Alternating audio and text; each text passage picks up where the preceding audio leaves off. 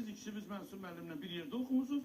Tacir müəllim musiqi təhsili almayıb, səhv etmirəmsə alıb. Yox, mənlə bir yerdə oxuyub. Sizinlə bir yerdə oxuyub. Nadir müəllim ama Tacir müəllim bir neçə bayram böyükdür. Bəli, 2 yaşımda, 1 yaş, 2 yaş böyük. Tacir müəllim deyir ki, mən bu sənətin şahıyam. Yəni öz sənətinin.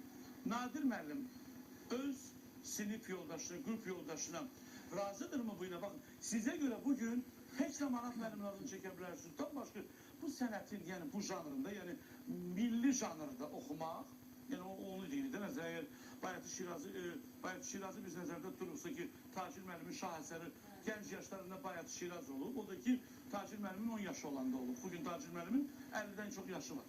Yəni, bu günləri sənətdə mən şaham, qəbul edirsiniz şah kimi Tacir müəllimi? Bilirsiniz necədir? Tacirlə biz bir sinifdə oxumuşuq. Bu mahçı bir daha müstəsna alın. Bəlkə də tacirin ifa tərzini, onun ifaçılıq qabiliyyətini, Könül!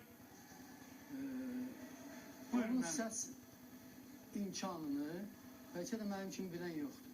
Çünki biz onunla bir sinifdə oxumuşuq. O özü də bilir, mən nəyə qadirəm ifamda, mən də bilirəm ki, o nəyə qadirdir. Elə burada oturan sənət dostlarımız da bilir ki, tacir hansı səs imkanları var, hansı, necə deyim sizə, keyfiyyətdə bacarağı var. Bunu biz bilirik. Onda razısınız, sizin razı değilsiniz. Hansısa bir məsələdən ola bilsin ki, tacir, ne diyeyim, əsəb... Yo, əsəbi deyildi.